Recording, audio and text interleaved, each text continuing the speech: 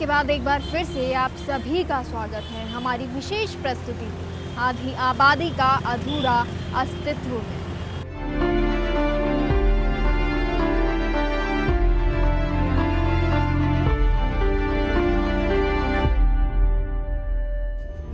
आपको बता दूं कि फर्स्ट इंडिया न्यूज़ इन समस्याओं की जड़ को समझने के लिए गांव-गांव पहुंच रहा है। तो आइए जानते हैं सांभरिया और वाटिका गांव की महिलाओं का क्या कहना है दहेज जैसी कुप्रथा पर। नमस्कार, हम हैं इस समय राजस्थान के सांगानेर पंचायत समिति की ग्राम वाटिका में। यहाँ हम वाटिका की सरपंच के साथ भी हैं और यहीं पे करीब का गांव है खेड़ी, वहाँ की भी सरपंच इकट्ठा हैं। तो हम इन लोगों से, यहाँ की महिलाओं से दहेज प्रथा पर बात करने के लिए यहाँ पहुँचे हैं। हम ये जानने की कोशिश करेंगे कि दहेज कितना उचित है और इसके बाद जो दहेज के नाम पे महिलाओं के साथ घरेलू हिंसा बढ़ जाती है वो कहाँ तक सही है। महिलाएं उसे इग्नोर करती रहती हैं, उसे सोचती हैं कि ये तो हमारी किस्मत है, ये तो हमारी नियति है, हमें सहना ही है। और माँ बाप भी कहीं हद तक अपनी बच्चियों को ये सिखाते हैं कि तुम दूसरों के घर जा रही हो, तुम्हें एडजस्ट करना ही पड़ेगा। तो ये चीज़ें, ये सोच, उनके खिलाफ जो घटनाएं बढ़ती हैं, दहेज हत्याएं होती हैं, वो इसके लिए कितना जिम्मेदार है। मैं हूँ गीता चौधरी, सरपंच हूँ वाटिका की। मैं ये मानती हूँ कि दहेज के अंदर मेन महिला ही होती है इसके अंदर, क्योंकि इसके अंदर जो सास होती है वो महिला होती है। अगर सास के दिमाग में, मन में ये बात आ जाएगी वे अपने बेटे की शादी करेंगे, अपन को दहेज लेना ही नहीं है, तो दहेज अपने आप बंद हो जाएगा। तो मैं इसमें सबसे ज़्यादा महिला को ही जिम्मेदार मानती हूँ। अब हम बात करेंगे खेड़ी की सरपंच से कि उनका क्या कहना है इस बारे में। दहेज प्रथा एक बहुत ही बुरी कुप्रथा है जो ये बरसों से चली आ रही है और इसका जितना विरोध किया जाए उतना ही कम है। दहेज लेना और देना दोनों ही कानूनी अपराध है और जो लोग दहेज ले लेते हैं और फिर टॉर्चर करते हैं, दहेज लेने के बाद भी कुछ परिवार ऐसे हैं, कुछ समाज में लोग ऐसे हैं कि दहेज लेने के बावजूद भी दूसरे परिवार से आए लड़की को टॉर्चर करते हैं और उसको लड़की इस वजह सहती रहती है कि भाई कभी तो ये लोग सही होंगे, कभी तो उनकी सोच में परिवर्तन होगा। मगर ऐसा कुछ भी नहीं है, ना तो सोच बदलती है, ना कुछ परिवर्तन आता है और हद यहाँ तक आ जाती है कि लड़के की हत्या हो जाती है दहेज की वजह से। या तो उसे जला दिया जाता है या फिर उसे टॉर्चर कर करके उसे घर वालों के पास भेज दिया जाता है। हमें अपनी मानसिकता बदलनी पड़ेगी, चाहे वो लड़की के परिवार वाले हों या लड़के के परिवार वाले हों। शादी ब्याह तय करने से पहले ये बात आप पहले बोल दें कि ना तो हम दहेज लेंगे ना देंगे, और आप भी जब अपनी बेटे की शादी करो तो आप भी यही बात रखो कि ना तो हम दहेज देने वालों को शादी करेंगे ना दहेज लेने वालों से रिश्ता को जोड़ेंगे। मैं ये जानना चाहूँगी कि जब एक लड़की की शादी की जाती है तो हर माँ बाप उसे सिखाते हैं, उसके लिए नया माहौल होता है और माँ बाप ये शिक्षा देके भेजते हैं कि बेटा अब तुम नए माहौल में जा रही हो, तुम्हें एडजस्ट करना पड़ेगा, तुम्हें सहना पड़ेगा। तो ये चीज़ें कहाँ तक सही हैं? तो दहेज का मामले तो क्या है कि जो परिवार देखो ना, पहले तो बरोबर का परिवार देखो, जैसे अपना परिवार है ऐसे उसी परिवार में देखे तो कभी भी है ना दहेज के मामले पे नहीं होगी। कोई होता है जो दहेज के मामले में करते हैं तो कहीं नहीं करते। हम जब अपनी बेटी की शादी करते हैं और वो नए घर में जा रही होती है, नए माहौल में जा रही होती है, तो मुझे ये शिक्षा देते हैं कि बेटा तुझे उस घर में बहुत सारी चीज़ें सहनी पड़ेंगी, बहुत सारा बदलाव स्वीकार करना पड़ेगा। लेकिन वो बदलाव की हदें क्या हैं, उस बदलाव को किस हद तक एक लड़की को स्वीकार करना चाहिए, ये आपको क्या लगता है? हम समझाते हैं अपनी लड़की को, भाई जैसे आप हमारा कहना मानती है उसी तरह उन मम्मी पापा का भी कहना, मतलब सास ससुर का कहना, जैसे बड़े जेठ हो या छोटा मतलब देवर हो, ननद हो, सबका कहना उसी समान माना और हमसे भी वैसे ही जैसे व्यवहार रखती हो वैसे उसी तरीके से उनके साथ व्यवहार रखना चाहिए, ताकि दोनों जैसे उसकी सास भी उसी तरह से व्यवहार रखे कि अपनी बेटे को मानती है, उसी तरह उस लड़की को भी, हमारी लड़की को भी इसी तरह से मानना। आपको क्या लगता है? लड़की को समझाने के बारे में कहना चाहती हूँ कि उसके संस्कार शुरू से सही देने चाहिए। अगले दिन वो जाए तो उसको बोलना चाहिए कि वो ढंग से रहे, ढंग से जो उन लोगों को चाहिए, जैसे खाना वो खाते हैं वैसा बनाना चाहिए, जैसे वो रहते हैं उस तरीके से रहना चाहिए। लेकिन उनको ढुककर इतना भी नहीं रहना चाहिए कि उसको दहेज के बारे में वो पीड़ित करते रहे। अगर एक बार सुन ले, थोड़ी बात भी सुन ले, तो वो आगे अपने पियर में गए, अपने माँ बाप से, माता पिता से शेयर करनी चाहिए अगर माता पिता को फिर इस चीज़ के बारे में आगे ससुराल पक्ष से जाके बात करनी चाहिए। अगर फिर भी नहीं होता है तो लड़की को इतना भी नहीं सहना चाहिए कि उसको एक दिन ऐसा आ जाए कि उसको खुदकुशी करना पड़ जाए, इतना भी नहीं करना चाहिए। अच्छा, अगर आपकी बेटी है, मान लीजिए आपकी बेटी है और पहली बार वो ससुराल गई और उसको दहेज के लिए प्रताड़ित किया जा रहा है और बातें सुनाई जा रही हैं, तो आप उसको कैसे रोकोगे या उसको अपनी बच्ची को कैसे समझाओगे या उनके घर वालों से को कैसे समझाओगे? लड़की को ससुराल जाने में कोई भी अगर दहेज प्रथा की बात हो तो उसको छुपाना नहीं चाहिए, तुरंत बोलना चाहिए। और जब एक दो बार वो सह लेती है तो फिर ज़्यादा टॉर्चर करते हैं ससुराल वाले। तो कोई भी बात हो तो माता पिता को तुरंत बताना चाहिए और उसकी समस्या का हल निकालना चाहिए। आपको क्या लगता है? सबसे पहली तो आप बात है दहेज प्रथा ने अगला ने बेटी देवे सोच समझ रहे हो, कोई डिमांड कर रहे हो उसे रिश्तो ही नहीं करे, और अगर रिश्तो हो भी गयो तो वो दबाव छोड़ देवे छे ने तो उसे यहाँ कहते हैं भाई तू थारा बेटा हुआ कतो दे बेटे, और बराबर का सो रिश्तेदारी करे। आप जैसे मध्यम वर्ग का चाह बच्चा से रिश्तो करे, आप कम का चाह ज़्यादा करोड़पति से पहले तो वो बात में बेटी थारा बाप कहियो को ना थारा कहियो को ना, अच्छा सो रिश्तो ही नहीं करे। तो प्रशासन ने भी सख्त रहना चाहिए कि ये दहेज प्रथा ने रोके, और खुद भी समझदार रहे बेटी का माँ बाप भी अच्छा सो रिश्तो आपने करना ही बोले। अच्छा, आप ये क्या इस बारे में क्या कहना चाहेंगी कि जो लड़कियों की आदत होती है कि वो सहती हैं चीज़ों को, कई हद तक सहती रहती हैं, ये कितना सही है? बस सेवे कोने माँ बापा की गलती ने सेवे चे बे कहीं से ऊंचा खो आप देख लीजिए कि अपनी बेटी ने 20 साल के दिया 20 साल तो अपना भाग्य से काम करे थे। कोई गरीब ने देख लियो, अगर उनका भाग्य में सुख हो लो तो उन घर गरीब का गरीब सुख हो जा लो। कई मामले ऐसे देखने को मिलते हैं कि हम अपनी बच्चियों की शादी बराबर वालों से करते हैं, लेकिन फिर भी उन्हें आगे चलकर कई दिक्कतों का सामना करना पड़ता है, कई परेशानियों का सामना करना पड़ता है। दहेज को लेकर के उन्हें बाद में प्रताड़ित किया जाता है। तो ये मामला जो आपने बोला कि बराबर वालों में शादी करना चाहिए, तो फिर ऐसे मामलों में भी ये अक्सर देखने को मिलता है, तो इसके लिए आप क्या कहना चाहोगे? जैसे कि अक्सर मिलते हैं ना, तो उस लड़की को ऐसे समझाना चाहिए कि तेरे को दहेज के मामले में कुछ भी बोले तो जैसे मम्मी पापा कही तो मम्मी पापा भी ऐसे करते हैं, आपके जाया आपके नहीं बाद में समझाएंगे, वो समझाने जाते हैं।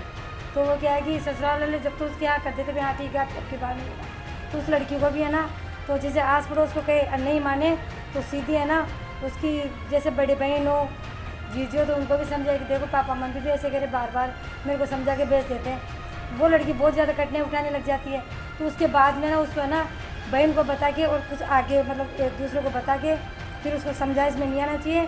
उसको आगे सरकार को जैसे किसी भी कोई बात मानता हो उसको बताना चाहिए। जैसे गांव में कोई बड़े बुजुर्ग रहते हैं तो उनको कहना चाहिए कि मेरे पापा भी ध्यान, कई लोग माँ बाप भी ध्यान नहीं देते हैं कि कोई बात नहीं बेटा जा, ऐसे कर देते हैं। तो ऐसा नहीं होना चाहिए, बेटी की बात को मानना चाहिए, मानते ही नहीं है कई लोग।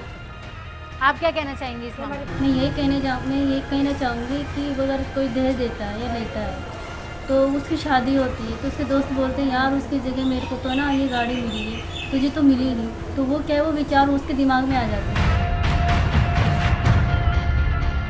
तो वो अपनी बीवी को बोलता है देखो उसके दोस्त मेरे दोस्त ने उसको ये गाड़ी दी है तो मुझे तो मिली ही नहीं। तो वो अपने माँ बाप को बोलती है, तो वो सहती है। तो अपने माँ बाप को कहना चाहिए कि देखो मेरे साथ में ये चीज़ हो रही है, और अगर माँ बाप नहीं सुनते हैं तो डायरेक्ट सीधे जाके पुलिस में कंप्लेंट करें, और अगर वो पुलिस में कहेंगे तो वो कुछ तो उसको मिलेगा, तो साना मिलेगी। ये तो थी वाटिका की महिलाएं। अब हम रुक करेंगे सांभरिया गांव का और वहां जानेंगे दहेज प्रथा पर वहां की महिलाओं का क्या कहना है।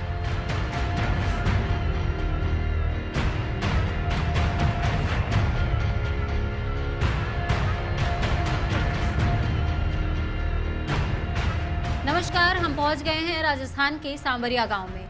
यहाँ हम जानेंगे दहेज प्रथा को लेकर यहाँ की महिलाओं की क्या सोच है, क्या विचार है, और समाज में जो दहेज प्रथा का चलन है, महिलाओं की दहेज हत्या जो लगातार बढ़ रही है, उसमें दहेज लेना दहेज देना कितना सही है कितना गलत है, ये लोग क्या सोचते हैं और इन्हें क्या लगता है कि दहेज लेना चाहिए या नहीं लेना चाहिए, ये कितना सही है, आइए जानते हैं। आपको क्या लगता है कि दहेज लेना या देना कितना सही है? लेवा भी था देवा भी था। बेटा को ब्याह करा तो लेवा था और बेटी को ब्याह करा तो खंदावा था, जब दिया था ससुराल पूछा। दहेज देना सही है। हाँ तो देना बेटियों तो चाहिए। दिया ही लाभ। अच्छा, देना चाहिए दहेज। हाँ देना चाहिए दहेज।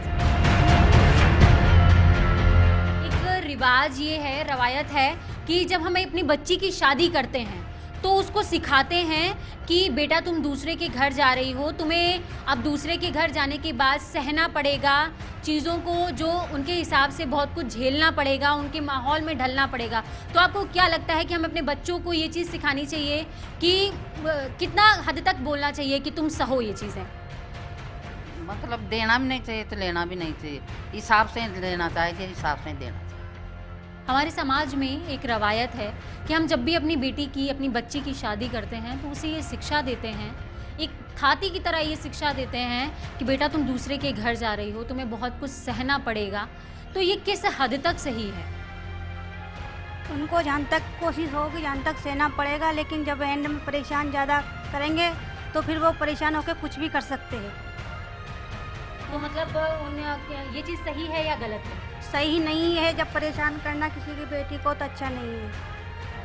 आपको क्या लगता है? अच्छा नहीं लगता, ये भी गलत है। ये दहेज लेना बेकार है। वो भी पढ़ाते हैं माँ बाप उनकी बेटी को, वो भी लड़के को पढ़ाते हैं, लड़की वाले भी सब काम करते हैं लड़के की जैसे ही, तो उनको दहेज लेना बिल्कुल सख्त मना है। दहेज नहीं लेना चाहिए। हाँ नहीं लेना चाहिए।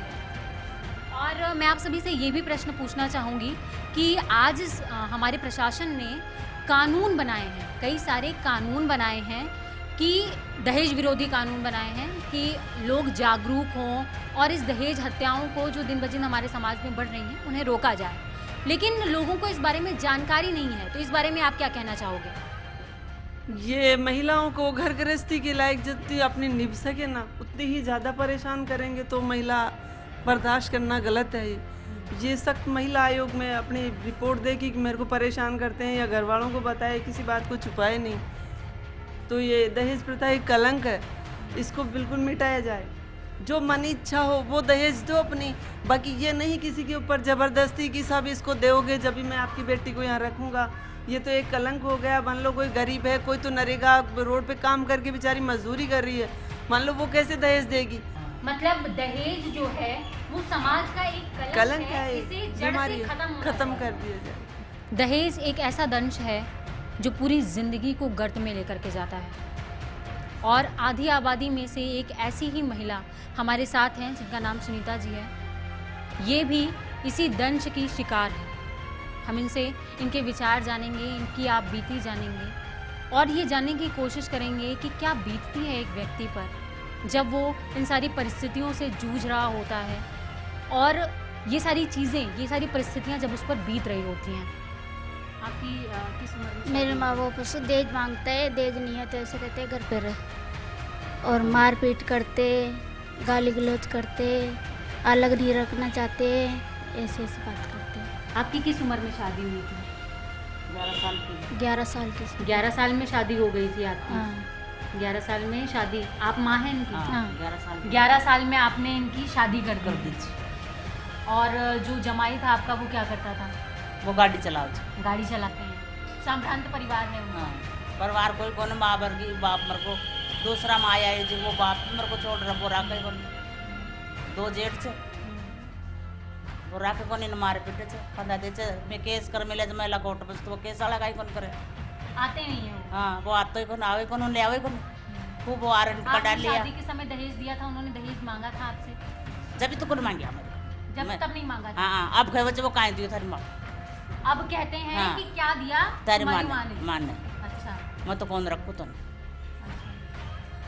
आपने कभी उनसे बात करने की कोशिश करी? खूब बात कर ली बने। क्या कहते हैं वो? यहाँ कहते हैं वो नहीं रखता, 10 साल में ले पाए तो मैं दादी भाई ले जाओ। हमने सांभरिया क्षेत्र की महिलाओं से उनके विचार जाने और ये तथ्य सामने निकल कर के आया कि दहेज हमारे समाज के लिए एक दीमक की तरह है। ये हमारी जड़ों को कमज़ोर कर रहा है।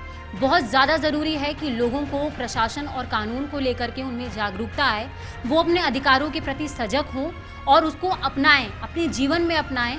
और महिलाएं जो आधी आबादी है हमारे देश की, वो अपने अस्तित्व को स्वीकारे, अपने अस्तित्व को मजबूत करे, अपने अधिकारों के प्रति जागरूक हो। सदियों से बदस्तूर चली आ रही है ये प्रथा, बेशक ताबूत में ठोकी हुई कील की तरह है।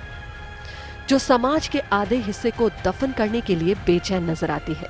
इससे पहले कि देश की आधी आबादी इस दहेज की आग में जलकर खामोश चीखों में तब्दील हो जाए, जरूरत है बदलाव की, ताकि पूरा हो सके आधी आबादी का अधूरा अस्तित्व।